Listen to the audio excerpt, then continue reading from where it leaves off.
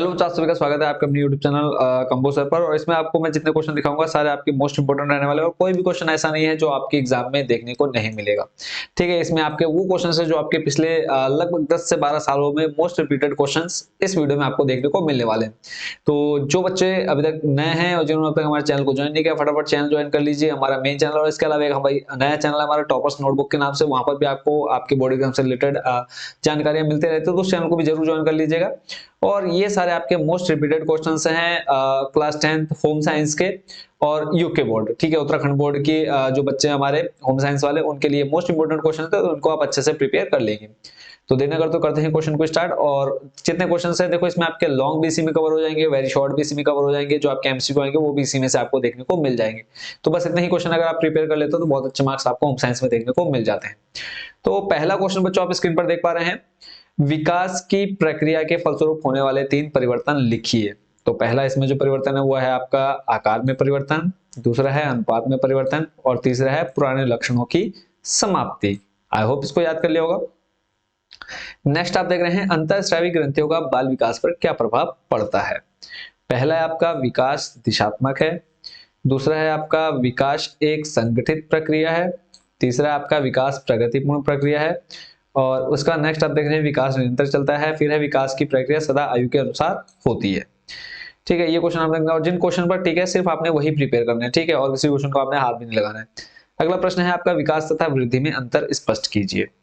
तो पहला है आपका विकास का अर्थ शिशु में होने वाले गुणात्मक परिवर्तनों से है, दूसरा आपका विकास बहुमितीय एवं सर्वांगीण होता है और तीसरा अगर आप देखेंगे विकास की प्रक्रिया जीवन पर्यंत चलती रहती है, विकास सभी में एक समान होता है, विकास मुख्य रूप से वातावरण पोषण से प्रभावित होता है, विकास को माप नहीं सकते केवल निरीक्षण कर सकते हैं।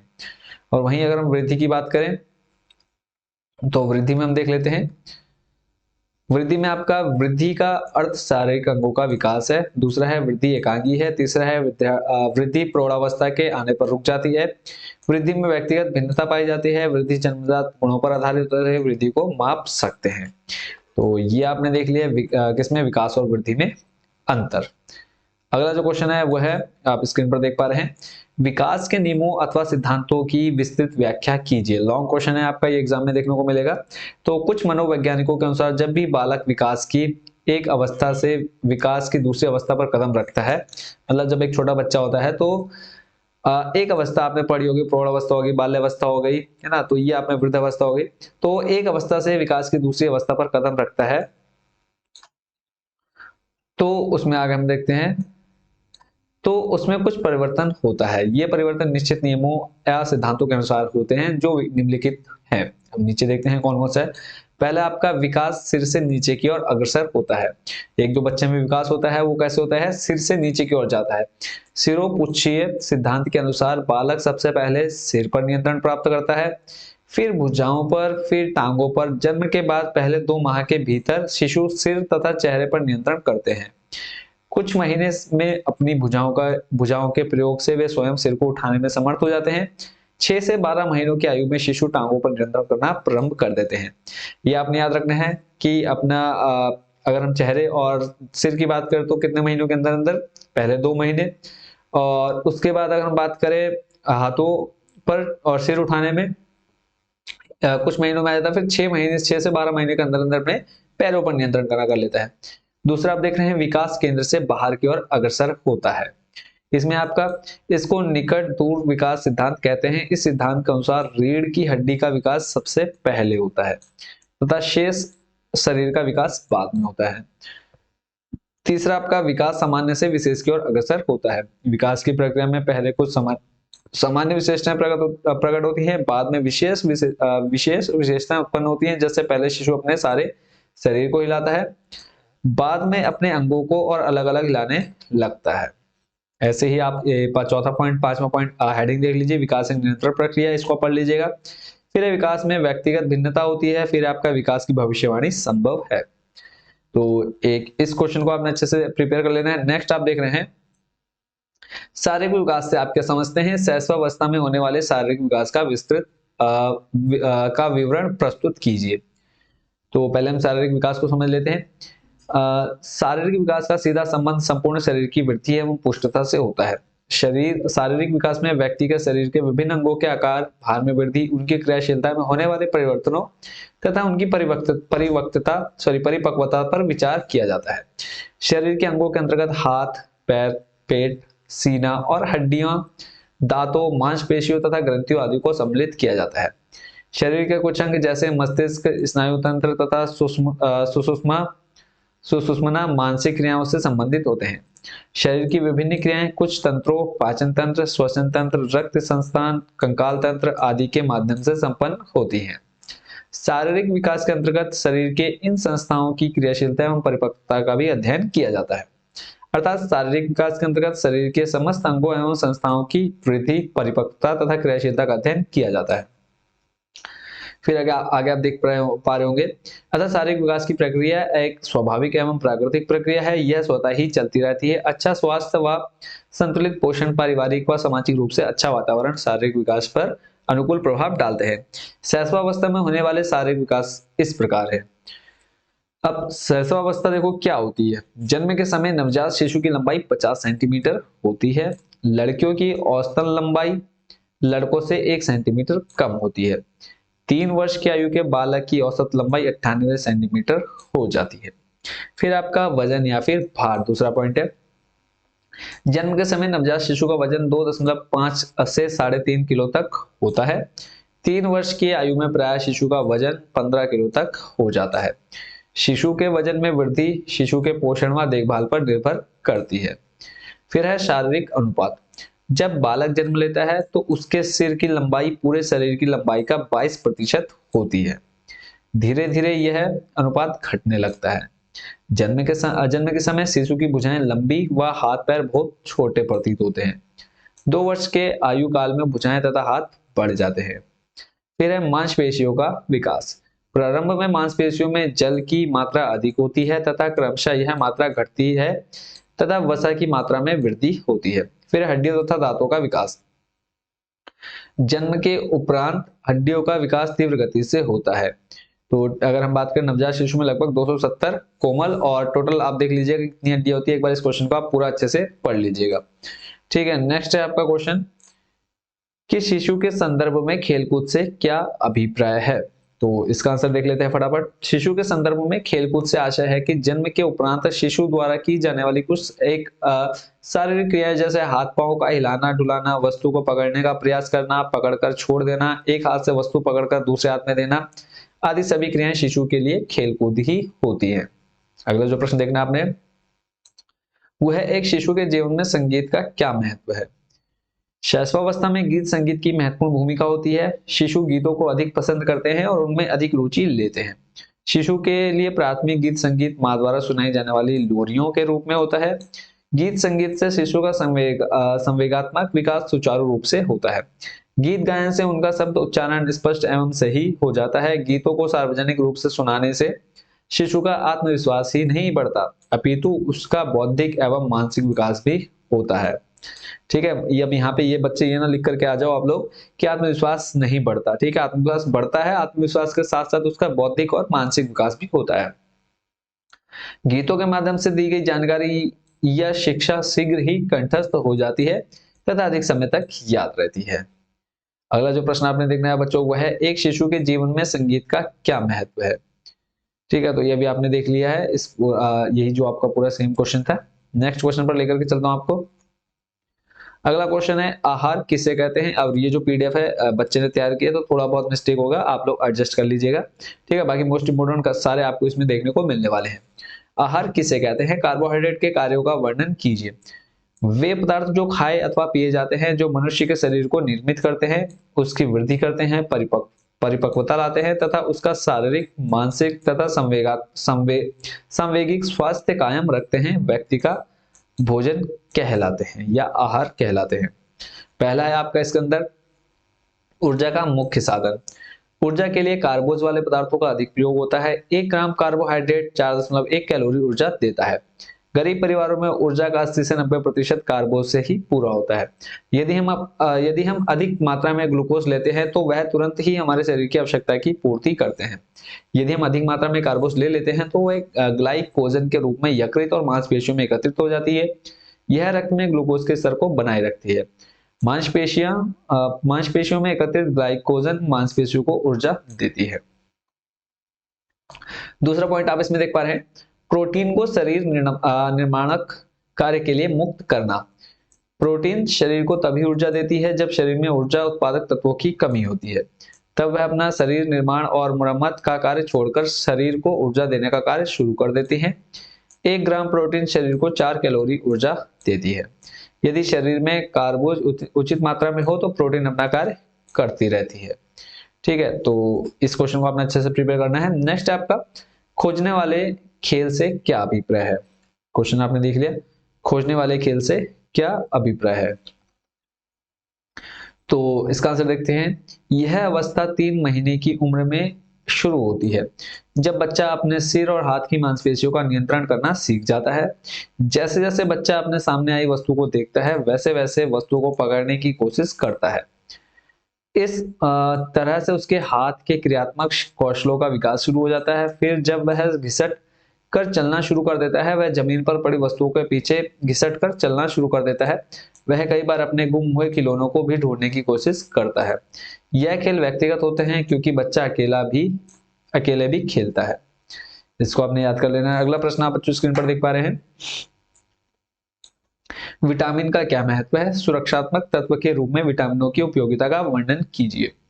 तो आंसर आपका, विटामिन अन्य पोषक तत्वों की तरह एक पोषक तत्व है तथा भोजन का जरूरी अंश है। ये कई प्रकार के होते हैं, A B C D E के और पी। ठीक है, विटामिन, और ये सभी कार्बनिक यौगिक है। इनकी रचना जटिल होती है। ये हमारे शरीर के पोषण में महत्वपूर्ण भूमिका निभाते हैं।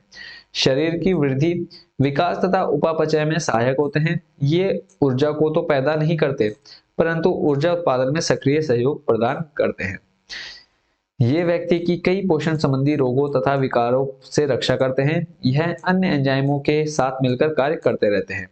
यह वसा तथा कार्बोज को ऊर्जा में परिवर्तित करते हैं। क्योंकि शरीर की रोगों से सुरक्षा करते हैं, इसलिए इन्हें सुरक्षात्मक तत्व भी कहा जाता है। इनकी अवस्था शरीर को अति अल्प मात्रा में भी होती है। अब विटामिनों की उपयोगिता आप यहाँ पे स्क्रीन पर देख पा रहे हैं, इनको आप पढ़ लीजिएगा। ठीक है, टोटल आप देख पा रहे हैं कितने पॉइंट है, 4 पॉइंट है। तो इन चारों पॉइंट्स को आप आराम से वीडियो रोक करके या स्क्रीनशॉट ले लीजिए, इसको आप अच्छे से प्रिपेयर कर लीजिएगा।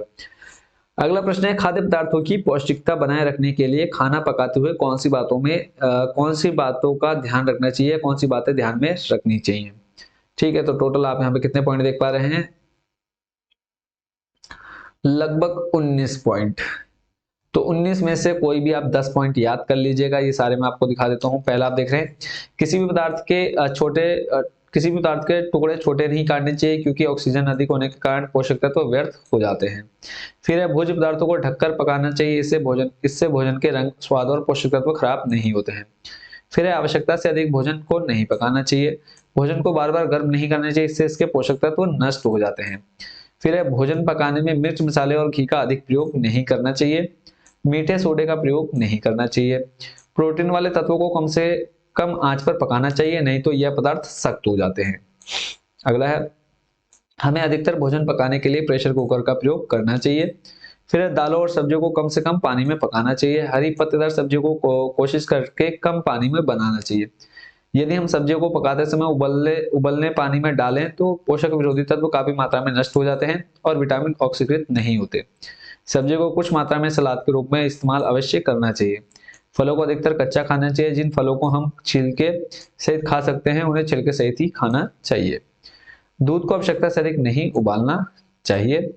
दूध को धूप में नहीं रखना चाहिए। चाय अथवा कॉफी को पीने के साथ अधिक समय तक उबालना नहीं चाहिए। ठीक है, तो बाकी और पॉइंट अगर आपने देखना तो याद कर लीजिएगा। अगले प्रश्न पर चलते हैं। नेक्स्ट जो क्वेश्चन बच्चों आप स्क्रीन पर देख पा रहे हैं, यह है, आहार नियोजन तथा आहार तालिका में अंतर स्पष्ट कीजिए। तो इसका आंसर देख रहे हैं बच्चों आप स्क्रीन पर। शॉर्ट में, आहार नियोजन में पोषक तत्वों की उचित मात्रा एवं अनुपात पर बल दिया जाता है, जिससे परिवार के सभी सदस्यों को ऊर्जा व तृप्ति प्राप्त हो सके। आहार तालिका में परिवार के सदस्यों की रुचि, पसंद व विविधता को अधिक महत्व दिया जाता है। बस आपने इतना अंतर इसमें याद रखना है। ठीक है, और कंटिन्यू आप लोग वीडियो को देखते हैं, और जिन बच्चों तक चैनल को सब्सक्राइब नहीं किया, फटाफट चैनल को सब्सक्राइब कर लीजिए, ताकि जो भी लेटेस्ट अपडेट आती है आपके बोर्ड एग्जाम से रिलेटेड वो आपको तुरंत मिल जाए। अगला जो प्रश्न है वो है आहार नियोजन के अर्थ स्पष्ट कीजिए तथा आहार नियोजन की आवश्यकता तथा लाभ का भी उल्लेख कीजिए। ठीक है, आहार नियोजन का अर्थ आप लोग देख लीजिएगा, बाकी इसके आवश्यकता तथा लाभ क्या है वो मैं आपको दिखा देता हूं।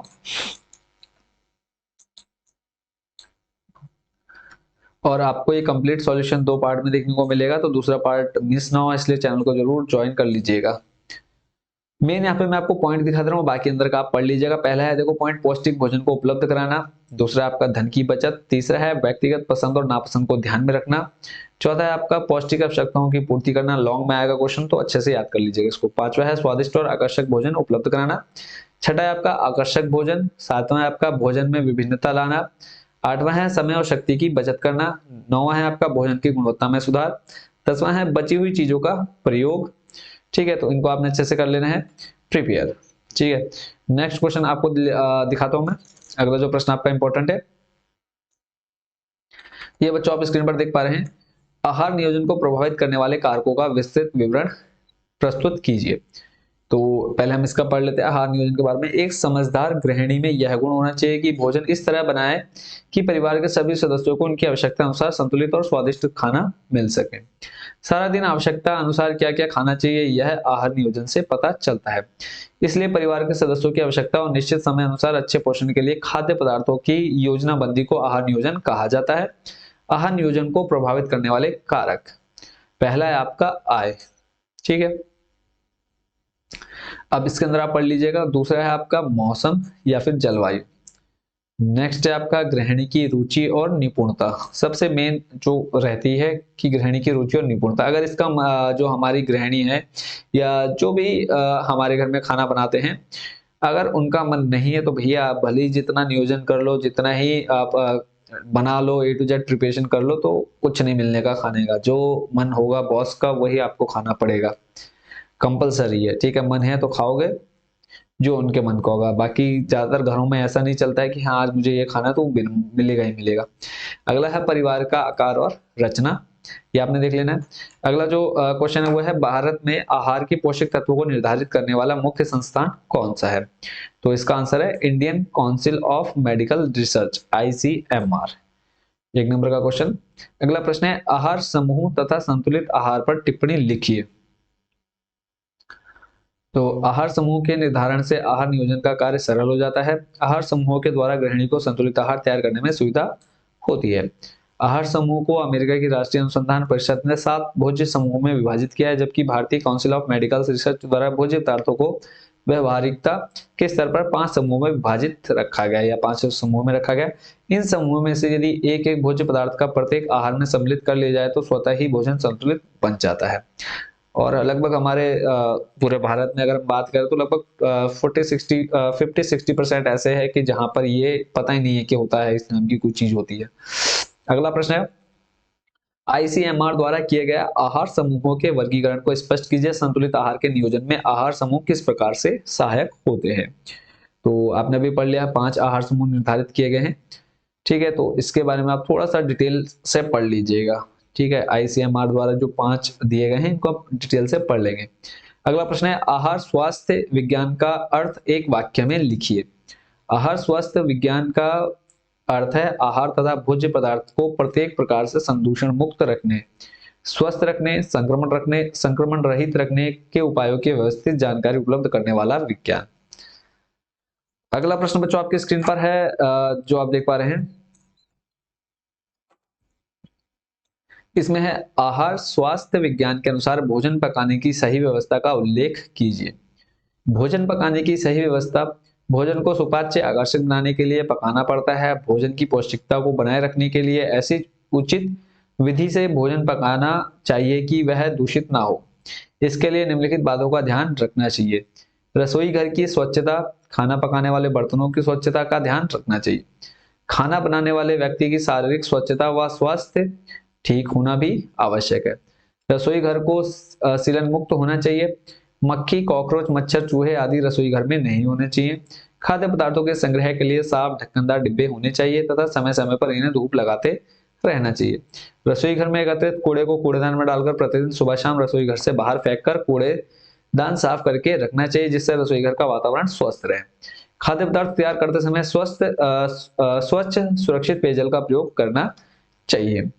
ठीक है, तो इतने क्वेश्चन बच्चों आपने देख लिए। इसके बाद एक क्वेश्चन और कवर कर लेते हैं, बाकी हम जो क्वेश्चन बचेंगे उसको हम नेक्स्ट सेकंड पार्ट में कंप्लीट कर देंगे। 2 पार्ट में आपकी वीडियो कंप्लीट हो जाएगी। अगला प्रश्न है, आहार स्वास्थ्य विज्ञान से क्या आशय है, इस विज्ञान का क्या महत्व है? इसका आंसर देख लेते हैं। प्रत्येक प्राणी के लिए आहार का सर्वाधिक महत्व है। जन्म से लेकर मृत्यु तक सभी प्राणियों को आहार की आवश्यकता होती है। आहार मनुष्य की भूख शांत करता है, शरीर को ऊर्जा व शक्ति प्रदान करता है। शुद्ध एवं हर प्रकार का संक्रमण रहित आहार व्यक्ति को स्वस्थ रखने में सहायक होता है। आहार को शुद्ध एवं प्रदूषण रहित रखने के लिए विभिन्न उपाय एवं सावधानियां रखनी पड़ती हैं। इसके लिए आहार संबंधी खाद्य सामग्री के आरंभिक सोच से लेकर आहार सेवन तक की पूरी प्रक्रिया में स्वच्छता का ध्यान रखना चाहिए। ठीक है, तो ये आज की इस वीडियो में फर्स्ट पार्ट में इतने ही। बाकी जो ये आप और क्वेश्चन देख रहे हैं इनको हम सेकंड पार्ट में पूरे कवर कर लेंगे। ठीक है, तो आप सभी से लेते हैं अलविदा इस फर्स्ट पार्ट के लिए। और जितने क्वेश्चंस आज आपने देखे हैं सभी क्वेश्चंस को आपने अच्छे से प्रिपेयर कर लेना है। बाकी आप सभी को बेस्ट विशेष। कोई भी डाउट हो, कोई भी क्वेश्चन अगर आपको समझ में नहीं आया तो कमेंट बॉक्स में प्यारा सा कमेंट डाल देना। तो नेक्स्ट वीडियो जो भी आएगी उसमें आपके वो डाउट भी क्लियर कर दिए जाएंगे। तो मिलते हैं नेक्स्ट वीडियो में नेक्स्ट पार्ट के साथ। Thank you so much watching for this video. और लिंक डिस्क्रिप्शन में आपको मिल जाएगा प्लेलिस्ट का, जहां पे आपके सारे मोस्ट इंपोर्टेंट क्वेश्चंस देखने को मिलेंगे। एक बार जरूर डिस्क्रिप्शन में जाकर के चेक कर लीजिएगा। जो सेकंड पार्ट आएगा उसका लिंक भी आपको यही डिस्क्रिप्शन में देखने को मिल जाएगा। तो मिलते हैं नेक्स्ट पार्ट में। और अगेन आप सभी को best wishes and thank you so much watching for this video.